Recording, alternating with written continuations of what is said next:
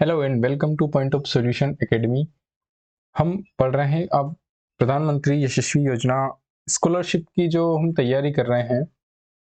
ये जो क्लास है कक्षा 9th के स्टूडेंट के लिए है। इसमें हम 8th क्लास की एनसीईआरटी की विज्ञान पढ़ रहे हैं। अभी तक हम 2 क्लासेस कर चुके हैं। आज हमारी तीसरी क्लास है। आपकी इस क्लास का जो टॉपिक है नाम है अध्याय का, वो है कोयला और पेट्रोलियम। भाई कोयला और पेट्रोलियम इम्पोर्टेंट क्यों है? क्योंकि कोयले और पेट्रोलियम के बिना आज के समय हम ऊर्जा की आवश्यकताओं को पूरा नहीं कर सकते हैं। बेशक हमारे पास नई तकनीकें आ गई हैं, लेकिन फिर भी हम कोयला और पेट्रोलियम पर ही निर्भर हैं। कोयला और पेट्रोलियम की जो तकनीकें हैं, ये पारंपरिक तकनीकें हैं। ये पारंपरिक संसाधन है ऊर्जा के बिना आज हमारा जीवन, हम यह कह सकते हैं कि संभव नहीं है। ऊर्जा आवश्यकताओं की पूर्ति के लिए हम कोयले और पेट्रोलियम पदार्थों पर निर्भर हैं। ये कोयला और ये जो पेट्रोलियम है, ये हमें कहाँ से मिलता है? ये हमें प्रकृति से मिलता है। कोयले और पेट्रोलियम को हम खदानों से और माइनिंग करके निकालते हैं।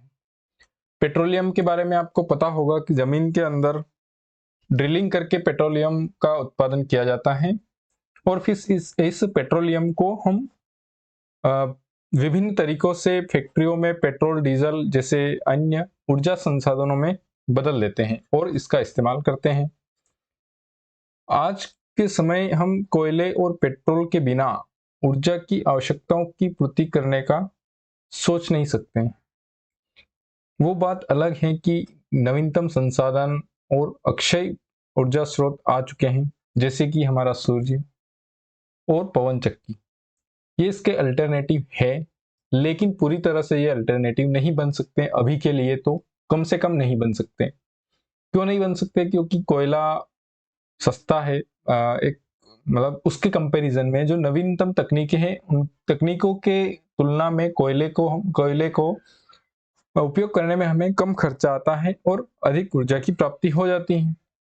इसीलिए हम कोयले और पेट्रोलियम पर आज पूरी तरह से निर्भर हैं। लेकिन प्रकृति के नुकसानों को देखते हुए हम इन पर निर्भरता कम कर रहे हैं। लेकिन हमें अभी क्या करना है? परीक्षा देना है, और उस परीक्षा में आपका ये चैप्टर बहुत ही इंपॉर्टेंट चैप्टर है। इसलिए हम इस चैप्टर की महत्वपूर्ण बातों को आज इसमें पढ़ेंगे। देखते हैं अक्षय प्राकृतिक संसाधन। अक्षय है ना, अक्षय प्राकृतिक संसाधन देखना है। ये संसाधन प्रकृति में असीमित मात्रा में उपस्थित हैं और मानवीय क्रियाकलापों से समाप्त होने वाले नहीं हैं। ये जो देख रहे हैं ना आप, कोयला और पेट्रोलियम, ये अक्षय नहीं है। एक समय आएगा कि कोयला खत्म हो जाएगा, पेट्रोलियम खत्म हो जाएगा। इनके असीमित भंडार नहीं है। ये प्रकृति में निश्चित मात्रा में पाए जाते हैं और यदि ये ऐसा नहीं है कि बन नहीं रहे इस वजह से खत्म हो जाएंगे। दरअसल बात क्या है कि कोयला और जो पेट्रोलियम है, इनके बनने की जो प्रक्रिया है वो नेचुरल प्रक्रिया है। एक तो नेचुरल प्रक्रिया है, दूसरी ये प्रक्रिया बहुत धीमी है। कोयले और पेट्रोलियम को बनने में लाखों करोड़ों वर्ष लगते हैं, तब जाके इनका निर्माण होता है। ऐसे में अगर हम इसका दोहन बहुत तेज गति से दोहन करेंगे, अंधाधुंध दोहन करेंगे, तो ये बनने से पहले ही खत्म हो जाएंगे। इस तरह से हम इनको अक्षय ऊर्जा स्रोत नहीं मानते हैं। अब वायु, जल, मृदा और खनिज है ना, वायु, जल, मृदा और खनिज, ये सभी प्रकृति द्वारा उपलब्ध कराए जाते हैं, इसलिए हम प्राकृतिक संसाधन कहते हैं इनको। फिर अक्षय प्राकृतिक संसाधन कौन से? सूर्य का प्रकाश और वायु। सूर्य का प्रकाश कभी खत्म नहीं होगा, है ना। जब तक सूर्य है, जो सूर्य की आयु है, तब तक तो कम से कम ये खत्म नहीं होने वाला है। चाहे हम इसका कितना भी दोहन करें तो भी खत्म नहीं हो सकता है। इसलिए ये एक अक्षय प्राकृतिक संसाधन, अक्षय जो क्षय नहीं होता है। ठीक है। वायु, क्या वायु खत्म हो जाएगी? संभव ही नहीं है कि वायु के दोहन से ये खत्म हो जाए। इस प्रकार से आपको ये अक्षय प्राकृतिक संसाधन ध्यान रखने हैं, जो नष्ट नहीं होते, जो खत्म नहीं होते हैं उपयोग करने। अब फिर ये समाप्त होने वाले प्राकृतिक संसाधन जो समाप्त हो सकते हैं। अक्षय प्राकृतिक संसाधन समाप्त नहीं हो सकते, ये ध्यान रखना है। असीमित मात्रा में उपलब्ध हैं, हमारे उपयोग करने से खत्म नहीं होने वाले। लेकिन जो समाप्त होने वाले प्राकृतिक संसाधन हैं, ये प्राकृतिक संसाधन हमारे असीमित उपयोग और अंधाधुंध दोहन से एक न दिन समाप्त हो ही जाएंगे, ये निश्चित है। जैसे कि वन वन वन्य जीव, खनिज, कोयला, पेट्रोलियम, प्राकृतिक गैस, अब ये सब खत्म कैसे होंगे? क्या ऐसा है कि वन हमारे उपयोग करने के बाद हम वापस से नहीं लगा सकते? लगा सकते हैं, बेशक, इसमें कोई वो नहीं है, संशय नहीं है। वन्य जीव, हाँ, वन्य जीव यदि एक बार इसकी विलुप्त हो गई, प्रजाति ही अगर विलुप्त हो गई, तो इसे दोबारा लाना मुश्किल है, क्योंकि प्रजाति ही विलुप्त अगर हो जाती है तो हम कैसे लाएंगे दोबारा? तो इस तरह से ये समाप्त हो सकते हैं। फिर खनिज, खनिज में क्या है आपके? खनिज में लोहा, सोना, तांबा आदि, ये सभी भी समाप्त हो जाते हैं, इनके असीमित भंडार नहीं है। कोयला, पेट्रोलियम, ये सभी प्रकृति में बन तो रहे हैं, लेकिन इनके बनने की प्रक्रिया और हमारे उपयोग करने की जो जरूरतें हैं, उनमें इतना डिफरेंस है कि ये हमारे लिए खत्म हो जाएंगे। जिस स्पीड से हम इनका उपयोग कर रहे हैं, जिस स्पीड से हम इनका दोहन कर रहे हैं, यह एक न दिन हमारे जीवन काल में समाप्त होने वाले हैं। इसलिए यह प्रकृति में सीमित मात्रा में पाए जाते हैं। इस वजह से पाए जाते हैं क्योंकि इनके बनने की प्रक्रिया बहुत धीमी है। वनों को हम क्या खत्म करके एक दिन में, 2 दिन में वापस से उगा सकते हैं? नहीं उगा सकते। लेकिन यदि आप सूर्य की रोशनी आज कितनी भी कंज्यूम कर ले, कल आपको उतनी ही रोशनी मिल जाएगी। लेकिन पेट्रोलियम ऐसी चीज है, कोयला ऐसी चीज है, जो आज आपके दोहन करने पर कल आपको उतनी ही मात्रा में लेना मुश्किल हो जाता है। हाँ, जब तक भंडार है तब तक आप ले सकते हैं, एक एग्जाम्पल समझ रहे हैं, ठीक है। इस तरह से असीमित और अक्षय ऊर्जा स्रोतों में आपको अंतर ध्यान रखना है। कुछ क्रियाकलाप दिया गया है, इससे हमें कोई मतलब नहीं है, कुछ नहीं करना है, इसको नहीं पढ़ना है। कुछ यहाँ पढ़ लीजिए, ये भी क्रियाकलाप है, कोई मतलब नहीं, छोड़ सकते हैं। इस क्रियाकलाप के आप जो कुछ इंपॉर्टेंट बात है वो हम यहाँ देख लेते हैं। कोयले, पेट्रोलियम और प्राकृतिक गैसों जैसे कुछ समाप्त होने वाले प्राकृतिक संसाधनों के विषय में अध्ययन हम इस चैप्टर में करने वाले हैं। किसके बारे में? कोयले, पेट्रोलियम और प्राकृतिक गैस के बारे में हम पढ़ेंगे। इनका निर्माण सजीव प्राणियों के मृत अवशेषों या जीवाश्मों से होता है, अतः इन्हें जीवाश्मी ईंधन कहते हैं, ठीक है। कोयला, पेट्रोल और प्राकृतिक गैस, ये जो प्राकृतिक संसाधन है, प्राकृतिक संसाधन तो हम इसे कहते हैं, ये एक संसाधन है, लेकिन ये क्या है? ईंधन है, हमारी ऊर्जा आवश्यकताओं को पूर्ति करने के लिए। ये ईंधन जो होता है, कोयला हो गया, कोयला कैसे बनता है, पेट्रोल कैसे बनता है, प्राकृतिक गैस कैसे बनती है, ये तीनों ऊर्जा स्रोत जो बनते हैं वो मरे हुए जीव अवशेष जो होते हैं, जैसे पेड़ पौधे हो गए, जंतु हो गए, ये जब मरकर जमीन में अंदर चले जाते हैं, तो यहाँ वहां पर जमीन में क्या होता है कि बहुत धरती के अंदर जो इतना तापमान और इतना दबाव है, उस दबाव में ये लाखों वर्षों से दबे हुए हैं, ताप सहन कर रहे हैं। तो जो प्रोसेस होती है वहां जमीन में, धरती के अंदर, उस प्रोसेस के थ्रू ये बनते हैं। लेकिन इनका जो कोयले और पेट्रोल और प्राकृतिक गैस के बनने का जो स्रोत है, वो कौन है? वो भी तो जीव हैं जो धरती पर हैं। इन जीवों में सभी शामिल है, पेड़ पौधे से लेकर जंतु तक। मनुष्यों में तो बहुत सारे मनुष्यों को दफना दिया, सॉरी, छोड़ो, इससे अपने को कोई मतलब। तो इस प्रकार से क्या है कि ये जब दब जाते हैं पृथ्वी में, अब दबते कैसे हैं? क्या आपने कोई लकड़ी दबा दी, कोई जंतु दब गया और बन गया? नहीं, ऐसा नहीं है। ये लाखों करोड़ों वर्षों की प्रक्रिया है। इस प्रक्रिया के थ्रू ये बनते हैं।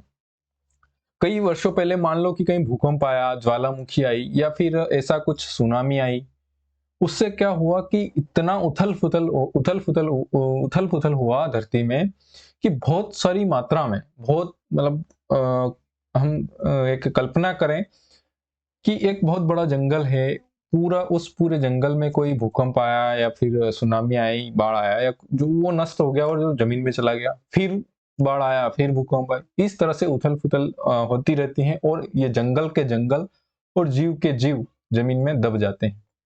फिर उस जमीन के अंदर इतना दबाव और इतना तापमान है कि ये उस दबाव और तापमान की वजह से अंदर प्रोसेस होती हैं, रासायनिक क्रियाएं होती हैं, सड़ते हैं, गलते हैं, उस कार्बनिक अवशेष बनते हैं। फिर उनसे इनकी संरचनाएं जो होती हैं, वो संरचनाएं बनकर कोयले और पेट्रोल तैयार हो जाते हैं।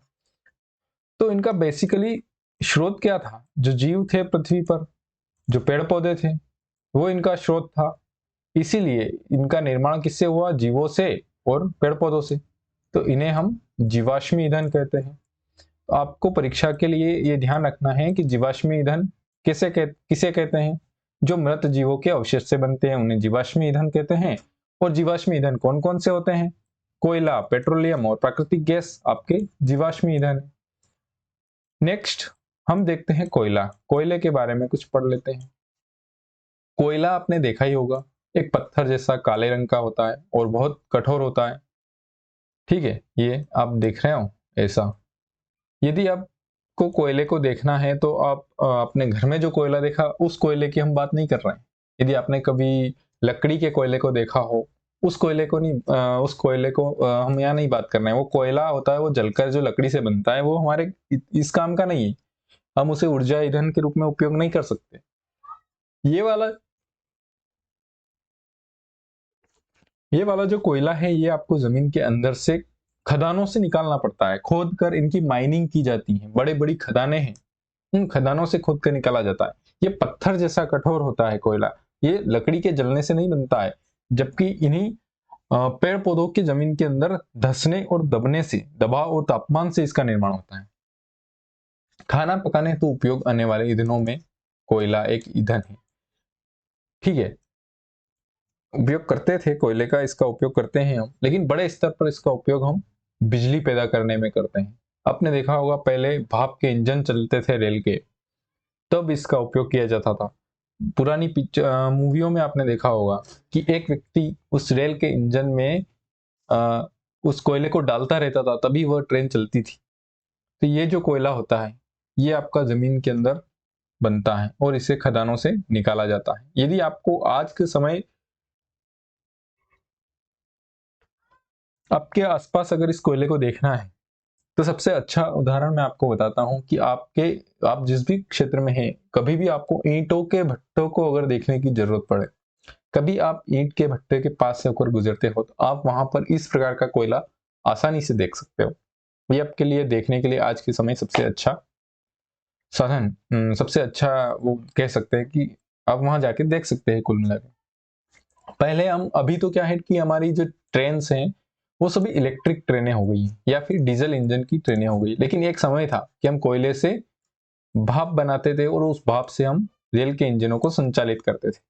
साथ ही इसका उपयोग तापी शक्ति संयंत्रों में विद्युत उत्पन्न करने हेतु भी किया जाता है। ये जो तापी शक्ति संयंत्र होते हैं, आपके घर में जो बिजली आ रही है, ये कहां से आ रही है? ये इन्हीं तापी शक्ति संयंत्रों से आ रही है। आपके घर तक बिजली लाने में और बिजली के बनने में इसी कोयले का महत्वपूर्ण योगदान है। इस कोयले के बिना आज हमारे घर में बिजली नहीं चल सकती हैं। पवन चक्कियां हैं, सौर ऊर्जा है, लेकिन ज्यादातर जो बिजली की पूर्ति होती है वो हम इसी से करते हैं। कोयले का उपयोग विभिन्न उद्योगों में ईंधन के रूप में भी किया जाता है। कोयले की कहानी है ना, कोयला हमें कहाँ से प्राप्त होता है, कैसे, कब बना है, हम एक प्रोसेस देख लेते हैं। लगभग 300 मिलियन वर्ष पूर्व पृथ्वी पर निचले जलीय क्षेत्रों में घने वन थे। ठीक है, कहां थे? 300 मिलियन वर्ष पूर्व पृथ्वी के निचले जलीय क्षेत्रों में घने वन थे। बाढ़ जैसे प्राकृतिक प्रक्रमों, यानी बाढ़ आई होगी, ये वन मृदा के नीचे दब गए। ठीक है, कब? 300 मिलियन वर्ष पूर्व। भाई 300 मिलियन वर्ष पूर्व हमने पहली क्लास में देखा था कि हमने जो खेती शुरू की थी वो लगभग 10,000 ईस्वी पूर्व हमने खेती शुरू की थी मनुष्य ने। सोचिए, मनुष्य 10,000 वर्ष पूर्व खेती शुरू कर रहा है, तो समझ कब से आई मनुष्य में? 10,000 वर्ष पूर्व खेती करने की समझ आ रही है। लेकिन ये जो कोयले का जो आपने यहाँ देख रहे हैं, 300 मिलियन वर्ष पूर्व दबे थे। ठीक है, 300 मिलियन वर्ष पूर्व दबने के बाद जब यह अंदर दब गए और दबकर जम गए, और जम जाने के कारण इनमें संपीड़न हुआ, चिपक गए, इतने चिपक गए, जैसे जैसे वे गहरे होते गए उनका ताप भी बढ़ता गया। ठीक है, एक तो वो दबे, जमीन के अंदर चले गए, जमीन के अंदर चलने से उनके ऊपर और मिट्टी जमी और फिर बाढ़ आई। प्रक्रिया 300 मिलियन किसको कहते हैं? 300 मिलियन साल में आपकी जो दिख रही ना धरती कितनी बार उलट पुलट हो चुकी है। ठीक है, तो इस तरह से वो और गहरे होते गए, गहरे होते गए। खदानें कितनी गहरी होती है आपको पता होगा ही सही, इतनी गहरी खदानें होती हैं। तो उनका दबाव और तापमान भी बढ़ता गया जमीन के अंदर। तो वहां पर उच्च दाब और उच्च ताप उनको मिलने लगा। उच्च दाब और उच्च ताप पर पृथ्वी के भीतर मृत पेड़ पौधे जो थे ना, धीरे धीरे कोयले में परिवर्तित हो गए। देखा आपने किस प्रकार से कोयले का निर्माण हुआ। जब 300 मिलियन वर्ष पूर्व बाढ़ आई, बाढ़ जैसी अन्य प्राकृतिक आपदाएं आई, उन प्राकृतिक आपदाओं में ये जो वन थे, ये वन क्या हुए, नीचे दब गए, मृदा में, जमीन में धंस गए। ठीक है, धंसने के बाद क्या हुआ, इनके ऊपर मिट्टी की लेयर परतें बनती गई, जमती गई। फिर कुछ प्राकृतिक आपदाएं, इस तरह से यह अंदर से अंदर गहरे जाते गए। गहरे जाने में क्या हुआ, इनके ऊपर दबाव भी बढ़ा, तापमान भी बढ़ा। तो उच्च दाब और उच्च ताप पर पृथ्वी के भीतर मृत पेड़ पौधे धीरे धीरे धीरे करके कोयले में परिवर्तित हो गए। इस प्रकार से आपके कोयले का निर्माण हुआ। कोयले में मुख्य रूप से क्या पाया जाता है, कार्बन। काले कलर का होता है, आपको सिंपल सा ध्यान रखना है भाई, कोयला काला होता है तो काला होता है तो कार्बन पाया जाता है। ये आपको याद रखना है कि कोयले के अंदर कार्बन पाया जाता है। मृत वनस्पति के धीमे प्रक्रम, ये इंपॉर्टेंट है। क्या है, धीमा प्रक्रम। इसी से आपको समझ में आएगा कि ये अक्षय क्यों नहीं है। ठीक है, खत्म क्यों हो जाते हैं। अक्षय इसी वजह से नहीं है कि इनके बनने की प्रक्रिया ही धीरे है। मृत वनस्पति के धीरे प्रक्रम द्वारा कोयले में परिवर्तन को कार्बनीकरण कहते हैं। एग्जाम के, आप जो एग्जाम दे रहे हैं ना छात्रवृत्ति के लिए, ये लाइन आप याद कर लीजिए कि मृत वनस्पति के धीमे प्रक्रम द्वारा कोयले में परिवर्तन को क्या कहा जाता है, कार्बनीकरण कहा जाता है। क्योंकि यह वनस्पति के अवशेषों से बना है, अतः कोयले को जीवाश्म ईंधन भी कहते हैं। ठीक है, समझ में आ गया जीवाश्म ईंधन और कार्बनीकरण। अच्छा बताओ, जीवाश्म ईंधन क्यों कहते हैं हम। जीवाश्म ईंधन इसलिए कहते हैं क्योंकि ये पेड़ पौधों के अवशेषों से बना है, और पेड़ पौधे जीव, हम जीव मानते हैं पेड़ पौधों को। तो जब ये जीवों के अंश, यानी पेड़ पौधे जो जमीन में धस गए, उन्हीं के तो अंश, उन्हीं के तो टुकड़ों से ये बना है। ठीक है, तो इसीलिए हम इसे जीवाश्म कहते हैं। और इस प्रक्रिया को, इस धीरे धीरे होने वाली प्रक्रिया को, इस धीरे धीरे होने वाली प्रक्रिया से जो कोयला बनता है, उस कोयले के परिवर्तन, कोयले में परिवर्तन को हम मरी हुई वनस्पति या दबे हुए पेड़ पौधों के धीरे धीरे प्रक्रिया द्वारा कोयले में बदलने को हम कार्बनीकरण कहते हैं। ये आप देख रहे हैं, कोयले की खदान दिखा रखी है आपको, ये मशीन है। अब ये जो खदानें होती है ना, कई गहरी होती, कई फीट, बहुत, अब आप कल्पना नहीं कर सकते इतनी गहरी खदानें होती हैं। तो सोचो आप, मिलियंस ऑफ ईयर यहाँ दिए गए, 300 मिलियन साल पहले ये वनस्पति दबी थी और ये घटनाएं हुई थी। तो आज यदि हम इनका अंधाधुंध दोहन करते हैं तो खत्म होनी लाजमी है भाई। 300 मिलियन वर्ष पहले हुआ था, अब तो ये इनका नहीं हो सकता निर्माण, धीरे प्रक्रिया है। इसलिए इनका हमें अंधाधुंध दोहन नहीं करना चाहिए, और इनको इनकी बजाय हमें नए और नवीकरणीय स्रोतों पर ध्यान देना चाहिए, जैसे सोलर ऊर्जा हो गया, आपका पवन ऊर्जा हो गया। वायु में गर्म करने पर कोयला जलता है और मुख्य रूप से कार्बन डाई गैस उत्पन्न करता है। कोयले के जलने से क्या होता है, कोयले के जलने से कार्बन डाइऑक्साइड गैस उत्पन्न होती है और प्रकृति में प्रदूषण फैलाती है। उद्योग में कोयले के प्रक्रमण द्वारा कुछ उपयोगी उत्पाद प्राप्त किया जाता है, जैसे कोक, कोलतार और कोयला गैस। यह आपकी परीक्षा की दृष्टि से इंपॉर्टेंट पॉइंट देख लो आप। एक तो कार्बन डाइऑक्साइड गैस उत्पन्न होती है, कोयला है, कार्बन है, कार्बन डाइऑक्साइड गैस उत्पन्न होगी जब वायु में गर्म करेंगे। वायु में गर्म करने पर ही कार्बन डाइऑक्साइड गैस बनेगी, वैसे वायु के बिना गर्म होना मुश्किल है। उद्योग में कोयले के प्रक्रमण द्वारा कुछ उपयोगी उत्पाद। अब कोयले से हम जलाने के अलावा, बिजली बनाने, रेल चलाने के अलावा क्या कर सकते हैं, इससे हम कोक का निर्माण कर सकते हैं, कोलतार का निर्माण कर सकते हैं, कोल गैस का निर्माण कर सकते हैं। अब हम एक एक देख लेते हैं कोक, कोलतार और कोयला गैस के बारे में। कोक क्या होता है, एक कठोर संरंध्र और काला पदार्थ है। यह कार्बन का लगभग शुद्ध रूप। कोक का उपयोग इस्पात के औद्योगिक निर्माण और बहुत से धातुओं के निष्कर्षण में किया जाता है। कोलतार क्या होता है, एक अप्रिय गंध वाला काला गाढ़ा द्रव होता है। यह लगभग 200 पदार्थों का मिश्रण होता है। कोलतार से प्राप्त उत्पादों का उपयोग प्रारंभिक पदार्थों के रूप में दैनिक जीवन में काम आने वाले विभिन्न पदार्थों के औद्योगिक निर्माण में तथा उद्योगों जैसे संश्लेषित रंग, औषधि, विस्फोटक, सुगंध, प्लास्टिक, पेंट, फोटोग्राफी सामग्री, छत निर्माण सामग्री आदि में होता है। रोचक तथ्य है कि मॉथ्स और अन्य कीटों को भगाने हेतु प्रयोग में लाई जाने वाली नेफ्थलीन की गोलियां भी कोलतार से प्राप्त की जाती हैं। अब इसका इंपॉर्टेंस क्या है कोयले का, उसके अलावा वो भी आपको देखना है। एक तो कोक हो गया आपका, कोलतार हो गया और कोयला गैस। अब कोक की संरचना आपको याद रखनी है, कठोर होता है, संरंध्र होता है और एक काला पदार्थ होता है। एक कोक कठोर और संरंध्र होता है और कोलतार एक दुर्गंध वाला काला गाढ़ा द्रव होता है। आपने देखा होगा, वही आपको सिंपल सा उदाहरण बताते हैं कोलतार का और इनका, कि आपने कभी डामरीकरण जो होता है, आपके जो रोड बनते हैं, हाईवे बनते हैं काले का, इन सब में क्या है, यही तो चीजें हैं। आप सबसे अच्छा वही देख सकते हैं, आपने देखा होगा रोड पे, ये यही चीज है वो। तो कोक जो होता है वो कठोर, संरंध्र और काला होता है, जबकि कोलतार आपका गाढ़ा द्रव होता है। ठीक है, फिर ये जो कोलतार होता है 200 पदार्थों का मिश्रण होता है, ये आपको ध्यान रखना है।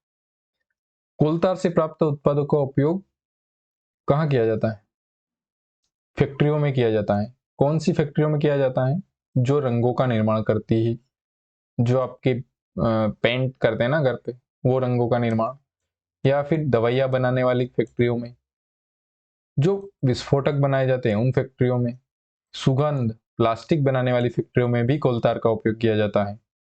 फोटोग्राफिक सामग्री बनाने में, छत निर्माण की सामग्री बनाने में भी कोलतार का उपयोग किया जाता है। इन उद्योगों में आपको ध्यान रखना है कौन कौन से उद्योग है, इन सभी उद्योगों में कोलतार का उपयोग किया जाता है।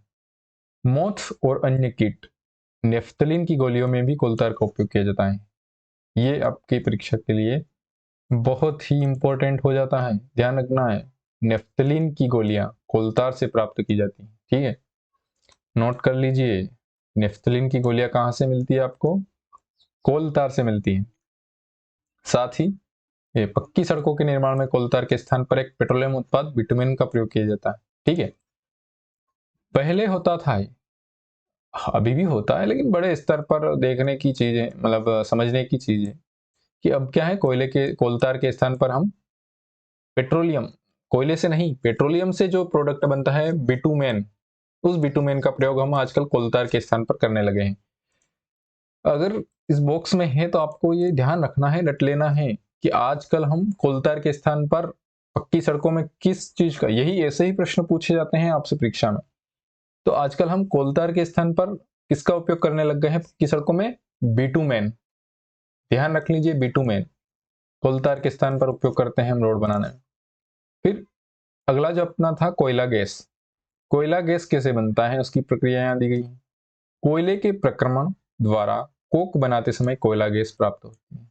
यह कोयला प्रक्रमण संयंत्रों के निकट स्थापित बहुत से उद्योगों में ईंधन के रूप में उपयोग की जाती है। जब हम कोयले से कोक का निर्माण कर रहे होते हैं तब कोयला गैस निकलती है और इस गैस का उपयोग हम फिर से ईंधन के रूप में कर सकते हैं। सिंपल सा बात। फिर कोयला गैस कब निकलती है? जब हम कोक बनाते हैं तब कोयला गैस निकलती है। इतना सब आपको ध्यान रखना है। लंदन में 1810 में तथा न्यूयॉर्क में 1820 के आसपास कोयला गैस का उपयोग प्रथम बार सड़कों पर रोशनी के लिए किया गया था। आजकल इसका उपयोग रोशनी के बजाय ऊष्मा के स्रोतों के रूप में किया जाता है। ठीक है, कोयला गैस का पहली बार उपयोग आपको ध्यान रखना है किस लिए किया गया था? बल्ब जलाने के लिए। अब बल्ब जलाने के लिए किया गया हो या फिर उस गैस से किस प्रकार से, बल्ब आप इलेक्ट्रिक बल्ब नहीं समझे, लेकिन समझ लीजिए आपको कि लाइट के लिए इसका उपयोग किया गया था सबसे पहली बार 1810 में। कब? लंदन में। और 1820 में कहा? न्यूयॉर्क में कोयला गैस का उपयोग किया गया था। किस लिए किया गया था ये भी आपको ध्यान रखना है? प्रकाश के लिए, लाइट चलाने के लिए। ये हो जाता है हमारा कोयला वाला पार्ट पूरा। अब हम देखते हैं पेट्रोलियम को। ठीक है, पेट्रोलियम। अब जानते हैं कि ईंधन के रूप में पेट्रोल का उपयोग हल्के स्वचालित वाहनों जैसे मोटरसाइकिलों, स्कूटरों और कारों में होता है। भारी मोटर वाहनों जैसे ट्रकों और ट्रैक्टरों को चलाने के लिए डीजल काम आता है। ये ईंधन प्राकृतिक स्रोत से प्राप्त होते हैं जिसे पेट्रोलियम कहा जाता है। कौन नहीं जानता आप में से? सभी जानते हो आप भाई कि हमारी मोटरसाइकिल बिना पेट्रोल के एक कदम भी नहीं चलनी है। यदि उसमें बिल्कुल पेट्रोल ना हो तो चलती ही नहीं है। अब आपको क्या ध्यान रखना है, जो पेट्रोलियम शब्द है, ये पेट्रोलियम हम उस कच्चे तेल को कहते हैं जो हमें खदानों से निकालते हैं। क्या आप बता सकते हैं कि इसको जो पेट्रोल है इसको हम भारत में निकालते हैं कि नहीं? क्या हमारे भारत में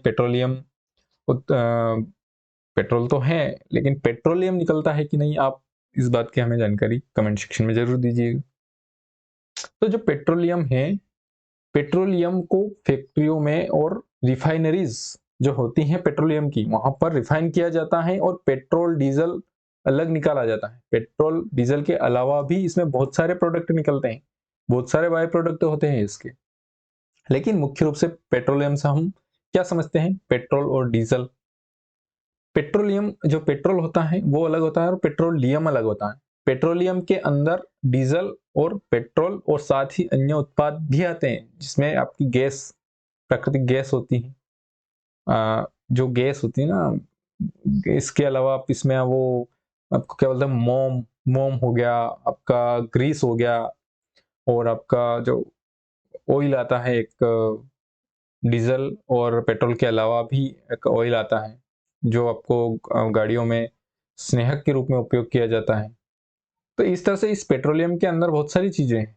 पेट्रोलियम पेट्रोल को नहीं कहते हैं, पेट्रोल अलग है और पेट्रोलियम अलग है। अब आप पेट्रोल का उपयोग जैसे मोटरसाइकिल, कार और स्कूटर चलाने, जो हल्के वाहन होते हैं उनमें करते हैं, और भारी वाहनों में आप जैसे ट्रक ट्रैक्टर हो गया उसमें डीजल का उपयोग करते हैं। पेट्रोलियम शब्द की उत्पत्ति पेट्रा एवं ओलियम तेल से हुई है। ये आपको परीक्षा की दृष्टि से ध्यान रखना है कि पेट्रोलियम शब्द की उत्पत्ति पेट्रा, और पेट्रा का मतलब होता है आपका चट्टान, एवं ओलियम तेल से हुई क्योंकि जमीन के नीचे की चट्टानों के मध्य से निकलता है। कहां से निकलता है पेट्रोलियम? कहां से निकलता है? जमीन के नीचे जो चट्टानें हैं उनके मध्य से ये निकलता है। पेट्रोलियम का निर्माण समुद्र में रहने वाले जीवों से हुआ। कहां से हुआ? समुद्र में रहने वाले जीवों से। ध्यान रख लीजिए, पेट्रोलियम का निर्माण कहां से हुआ? समुद्र में रहने वाले जीवों से। जब ये जीव मृत हुए, इनके शरीर समुद्र के पेंदे में जाकर जम गए और फिर रेत तथा मिट्टी की तहों द्वारा ढक गए। लाखों वर्षों में वायु की अनुपस्थिति, उच्च ताप और उच्च दाब ने मृत जीवों को पेट्रोलियम और प्राकृतिक गैस में परिवर्तित कर दिया।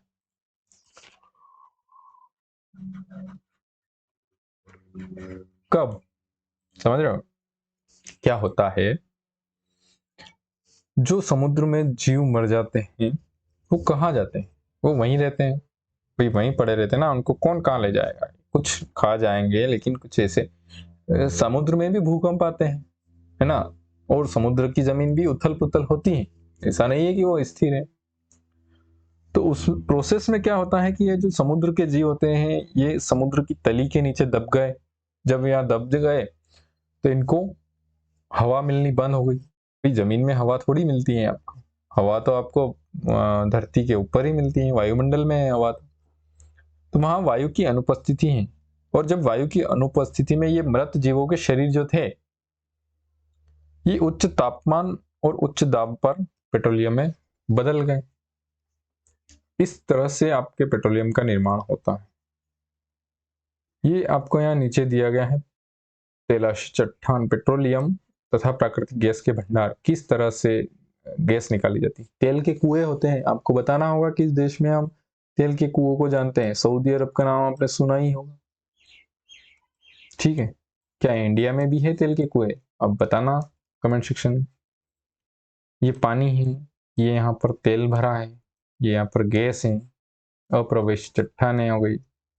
ये इस तरह से समुद्र में ड्रिलिंग की जाती है और ड्रिलिंग से कुएं बनाए जाते हैं इस तरह से।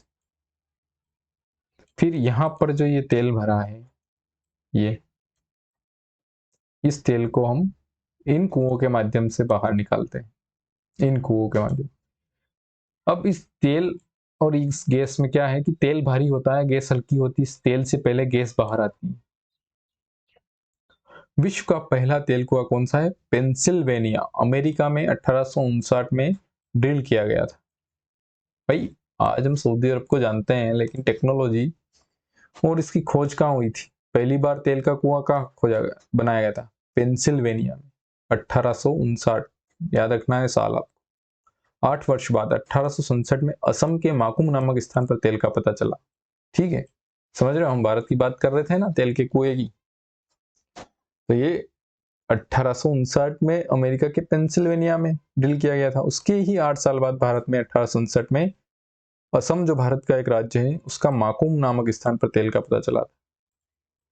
ये सभी जो बॉक्स में दिया गया ना, ये आपको याद कर लेना है कि पहला कुआं कहाँ है? पेंसिल्वेनिया, अमेरिका 1859, और भारत में कहाँ? 1867 में असम के माकुम में। इसके बाद भारत में असम, गुजरात, मुंबई, बॉम्बे हाई जो मुंबई में है, और गोदावरी तथा कृष्णा नदियों के बेसिन में पाया जाता है।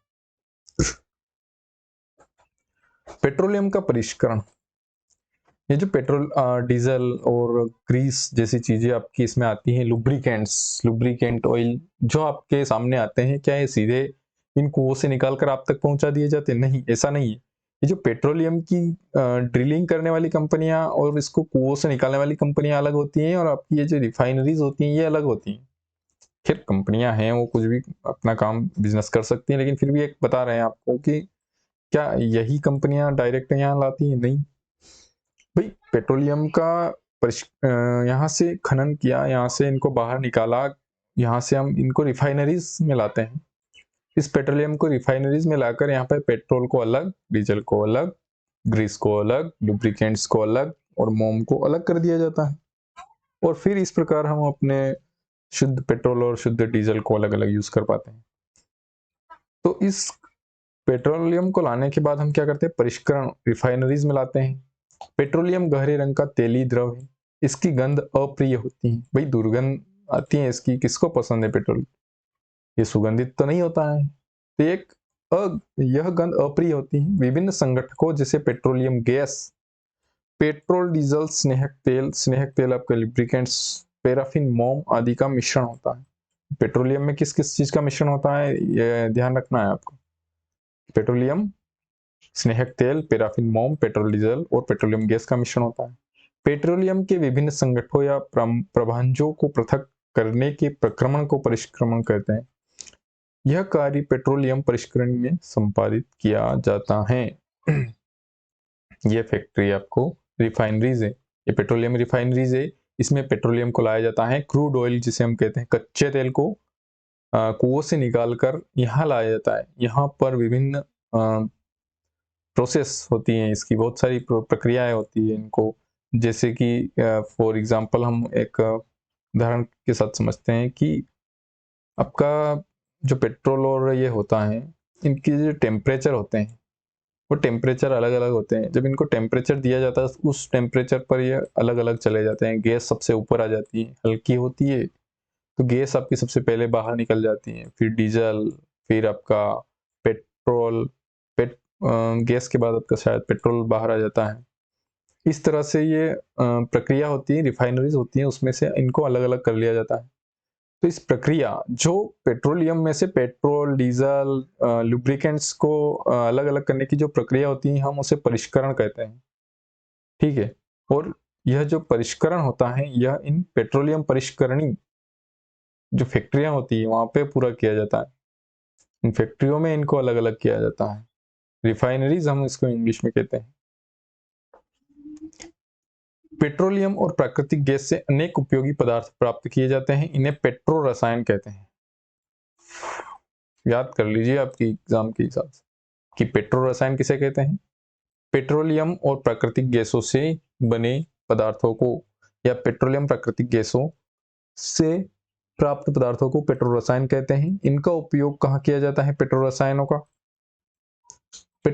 का उपयोग किया जाता है अपमार्जक, रेशे जैसे पॉलिस्टर, नायलॉन, एक्रिलिक आदि, पॉलीथीन, अन्य मानव निर्मित प्लास्टिक आदि के औद्योगिक निर्माण में इस पेट्रो रसायन का उपयोग किया जाता है। प्राकृतिक गैस से प्राप्त हाइड्रोजन गैस का उपयोग कहाँ किया जाता है? यूरिया का जो खाद होता है खेतों में डालने का, उसको बनाने में हाइड्रोजन गैस का उपयोग किया जाता है। जो हाइड्रोजन इसी प्रोसेस में हमें प्राप्त होती है। अपने बहुत अधिक व्यावसायिक महत्व के कारण पेट्रोलियम को काला सोना भी कहा जाता है। भी पेट्रोल के बिना आज कल्पना कर सकते हैं आप, इलेक्ट्रिक स्कूटियां तो अब आने लगी है, हाँ नहीं तो आप आज के समय में बाइक कितनी इंपॉर्टेंस है आपके लिए समझ ही रहे हो। इसीलिए ये बहुत ही महंगी तो नहीं, सोने से तो सस्ती है, लेकिन इंपॉर्टेंस, इसका महत्व है, इसका जो व्यावसायिक महत्व है ना, उसके कारण इसे हम काला सोना कहते हैं पेट्रोलियम को। प्राकृतिक गैस एक बहुत महत्वपूर्ण जीवाश्म ईंधन है क्योंकि इसका परिवहन पाइपों द्वारा सरलतापूर्वक हो जाता है। प्राकृतिक गैस को उच्च दाब पर संपीड़ित प्राकृतिक गैस के रूप में भंडारित किया जाता है। सीएनजी का उपयोग ऊर्जा उत्पादन हेतु किया जाता है। अब इसका उपयोग परिवहन वाहनों में ईंधन के रूप में किया जा रहा है क्योंकि यह कम प्रदूषणकारी है। यह एक स्वच्छ ईंधन है। सीएनजी का अधिक लाभ यह है कि इसे घरों और कारखानों में सीधा जलाया जा सकता है, जहां इसकी आपूर्ति पाइपों के माध्यम से की जा सकती है। सीएनजी का इंपॉर्टेंस यहां से देख लेते हैं। ठीक है, सीएनजी और एलपीजी का ईंधन के रूप में उपयोग करने के क्या लाभ है। ठीक है, तो सीएनजी और एलपीजी के लाभ पूछेगा आपसे, प्रश्न उस टाइप से बनेंगे जो आपको मैंने अभी बताया है ना। इसका लाभ क्या है, घरों और कारखानों में इसे सीधा जलाया जा सकता है, यानी गैस आपके घर तक आई, क्या करना है आपको, बटन चालू करना है और लाइटर लगाना है और आप उपयोग कर सकते हो। आपको इसको अलग से कुछ करने की जरूरत ही नहीं, इसमें टेक्निकलिटी है ही नहीं। इसका तो लाभ है कि उपयोग में आसान है। साथ ही आप इसको एक टंकी के माध्यम से या पाइप के माध्यम से यूज कर सकते हो, है ना। इसको भंडारण करना आसान है क्योंकि एक टंकी होती है, उस टंकी में आप इसको दबाकर संपीड़ित करना है, जो लिखा है ना संपीड़ित, प्रेशर से आप इसमें बहुत ज्यादा गैस, इसकी कैपेसिटी से ज्यादा आप गैस इसमें भर सकते हैं कि इतने से एरिया में आपने इसको कंप्रेस करके इतनी ज्यादा गैस भर दी। ठीक है, कंप्रेस करके भरा जाता है, यह इसके लाभ है। पेट्रोलियम के विभिन्न संगठकों और उनके उपयोग क्या क्या दिए गए। पेट्रोलियम के संगठक कौन से हैं। एलपीजी गैस आपने घर में देखी होगी खाना बनाते समय, पेट्रोल हो गया। मिट्टी का तेल किसे कहते हैं हम, केरोसिन, जो आपके पहले आता था, अभी देखने को नहीं मिलता है आपको। डीजल, स्नेहक तेल, पैराफिन, मोम, बिटूमेन, आपने देखा था ना कोलतार के स्थान पर आजकल हम बिटूमेन का उपयोग कर रहे हैं, वो बिटूमेन यहां से हमें प्राप्त होता है। ये पेट्रोलियम के संगठक हैं जो यहाँ दिए गए हैं। इन संगठनों के क्या क्या उपयोग है हम इस सारणी में इधर देखते हैं। जो एलपीजी है, आप इसको घरों और उद्योगों में ईंधन के रूप में उपयोग करते हैं। खाना बनाते समय आप एलपीजी का, जिस गैस का उपयोग करते हैं घर में, उसे हम एलपीजी कहते हैं, वो एलपीजी गैस होती है। साथ ही हम, जैसे हम घर में खाना बनाने के लिए एलपीजी का उपयोग करते हैं, ऐसे फैक्ट्रियों में भी इसका उपयोग ईंधन के रूप में किया जा सकता है। पेट्रोल का उपयोग किसको पता नहीं है, आपकी मोटरसाइकिल स्कूटर इसके बिना नहीं चलेगी। ठीक है, मोटर ईंधनों में इसका उपयोग किया जाता है। ये शुष्क धुलाई के लिए विलायक का काम भी करता है। फिर आता है आपका मिट्टी का तेल। आजकल नहीं देखने को मिलेगा आपको मिट्टी का तेल। इससे हम एक टाइम पर स्टोव जलाते थे, जब एलपीजी हमारे पास नहीं था, ये तकनीक हमारे पास नहीं थी एलपीजी की, और घरों में गैस सिलेंडर नहीं थे, तब हम मिट्टी के तेल से स्टोव चलाया करते थे। चिमनी आपने देखी होगी पढ़ाई करते टाइम, पहले आपने नहीं देखी होगी लेकिन हमने देखी है, आपके पिताजी ने देखी है, आपकी माँ ने देखी है चिमनी। आजकल तो 24 घंटे लाइट आती है, आपको चिमनी कहाँ देखने को मिलेगी। साथ ही जेट वायुयान के ईंधन के लिए इस मिट्टी के तेल का उपयोग किया जाता है। ये आपको परीक्षा में पूछे जाएंगे, ऐसा नहीं है कि हम यहाँ ऐसे ही बात कर रहे हैं भाई इनके उपयोग, पेट्रोलियम के संगठक, आपको पूछने वाले हैं परीक्षा में। डीजल का उपयोग कहाँ किया जाता है, जो भारी मोटर वाहन होते हैं आपके, ट्रैक्टर हो गया, ट्रक हो गया, और क्या क्या भारी वाहन है आपके, पिकअप हो गया। कुछ कारों में भी इसका उपयोग किया जाता है। बस में आपके इसमें डीजल का उपयोग किया जाता है। साथ ही आपने जनरेटर देखे होंगे, जनरेटरों में इसका उपयोग किया जाता है। इस स्नेहक तेल का उपयोग स्नेहन के रूप में किया जाता है। लुब्रिकेंट्स जो आते हैं, जैसे मान लो आपकी जो मोटरसाइकिल है, या आपके घर में पंखा है, मोटरसाइकिल हो गई, पंखा हो गई, ये जो घूमते हैं ना, घूमते हैं तो इनको चिकनाहट की जरूरत होती है। अगर ये चिकनाहट नहीं होंगे तो घर्षण करेंगे, आवाज करेंगे, तो उसके लिए स्नेक तेल का आप उपयोग कर सकते हैं। वहां पर आप इसका आसानी से, जैसे कि इस मोटरसाइकिल और इनके जो इंजन होते हैं उनके पार्ट्स में इसका उपयोग किया जाता है।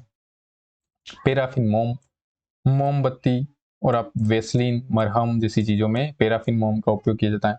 मोमबत्ती आपने बर्थडे केक पर देखी होगी, वो आपके इस पैराफिन मोम से बनाई जाती है। वेसलीन अगर आप ठंड में अपनी त्वचा को सुरक्षित रखना चाहते हैं तो आप वेसलीन का उपयोग करते हैं। इस तरह से ये आपके दैनिक जीवन में देखो, आप पेट्रोलियम का औद्योगिक उपयोग से लेकर आपके परिवहन और ऊर्जा की आवश्यकताओं की पूर्ति से लेकर आपके दैनिक जीवन में आपके शरीर तक के लिए इसका इम्पोर्टेंट है। तो क्यों ना हम इसे काला सोना कहेंगे भाई, काला सोना तो कहेंगे, इसी वजह से कितना इंपॉर्टेंट है। लेकिन ये भी असीमित नहीं है, हम इसको असीमित तरीके से उपयोग नहीं कर सकते हैं। इसका उचित दोहन और विवेकपूर्ण दोहन ही हमें सुरक्षित भविष्य प्रदान कर सकता है। बिटुमेन, जो बिटुमेन होता है ये पेट्रोलियम से प्राप्त होता है, एक संगठक है पेट्रोलियम का। इसका उपयोग हम कलर पेंट बनाने में और सड़क निर्माण में करते हैं। फिर प्राकृतिक गैस का ये हमारे देश में कुछ दिया गया है कि कहाँ पर हमारे देश में पाइपलाइन है। पाइपलाइनों का ऐसा जाल बड़ोदरा, गुजरात, दिल्ली के कुछ भागों और अन्य स्थानों पर उपलब्ध है। प्राकृतिक गैस का उपयोग प्रारंभिक पदार्थों के रूप में बहुत से रसायनों और उर्वरकों के औद्योगिक निर्माण में किया जाता है। भाई प्राकृतिक गैस का उपयोग एलपीजी के रूप में और सीएनजी के रूप में अब वाहनों में, रसोई गैस में तो करते ही हूँ। इसके अलावा जो आपके जो यूरिया होते हैं, खाद बनाने में भी इस गैस का उपयोग किया जाता है। केमिकल बनाने में भी इस गैस का उपयोग किया जाता है। भारत में प्राकृतिक गैस के विशाल भंडार है। अब भारत में जो गैस के भंडार है वो आपको याद रखने हैं।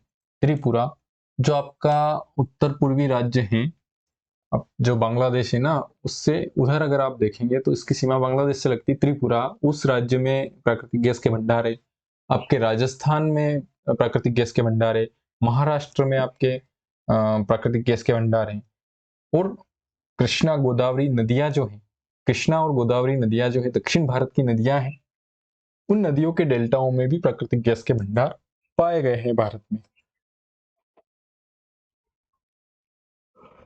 कुछ प्राकृतिक संसाधन सीमित है, ठीक है, सीमित है। सीमित का मतलब यह है कि खत्म हो जाएंगे, बनने की प्रक्रिया बहुत धीमी है। कुछ प्राकृतिक संसाधन जैसे जीवाश्म ईंधन, वन, खनिज आदि समाप्त होने वाले होते हैं। एक समय आता है कि ये जो भी प्राकृतिक संसाधन आप देख रहे हैं ये समाप्त हो जाएंगे।